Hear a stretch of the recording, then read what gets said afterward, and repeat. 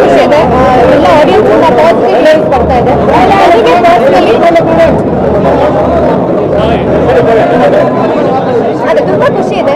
Audience ಇಂದ positive reviews ಬರ್ತಾ ಇದೆ. ನನಗೆ ಪರ್ಸನಲಿ ನನ್ನ ಮೊದಲನೇ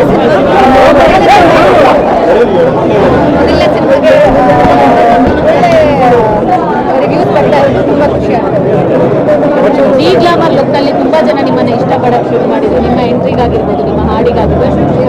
ಅದೇ ನನಗೆ ಡಿ ಗ್ಲಾಮ್ ರೋಲ್ ಮಾಡಬೇಕು ಅಂದಾಗ ಅಫ್ಕೋರ್ಸ್ ನನಗೆ ಸೆಟ್ಟಲ್ಲೆಲ್ಲ ಸ್ವಲ್ಪ ಚೆನ್ನಾಗಿ ಕಾಣಿಸ್ಬೇಕು ಅನ್ನೋದಿತ್ತು.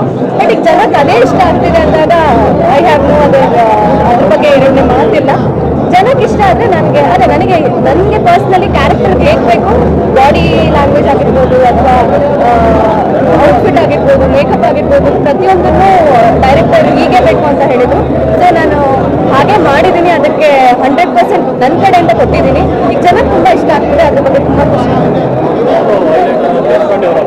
ಹೌದು, ಗೋಪಾಲ್ ದೇಶಪಾಂಡೆ ಸರ್ ನಮ್ಮ ಸಿನಿಮಾದ ಮೇಜರ್ ಕ್ಯಾರೆಕ್ಟರ್ ಅಂತ ತುಂಬ ಜನ ಹೇಳ್ತಿದ್ದಾರೆ. ಅದೇ ಅಮ್ಮ ಹೇಳ್ದಂಗೆ ಒಂದು ಆಸೆ ದುರಾಸೆ ಆದಾಗ ಏನೇನೆಲ್ಲ ನಾವು ಫೇಸ್ ಮಾಡಬೇಕಾಗುತ್ತೆ ಅನ್ನೋದನ್ನ ತೋರಿಸ್ಕೊಟ್ಟಿದ್ದಾರೆ. ಸೀರೆ ಅಂಗಡಿ ಕರ್ಕೊಂಡೋಗಿದ್ರೆ ಎಷ್ಟು ಸೀರೆ ಕೊಡ್ತಿದ್ದಾರೆ. ಅದ್ರ ಬಗ್ಗೆ ಬೇಡ. Thank you so much.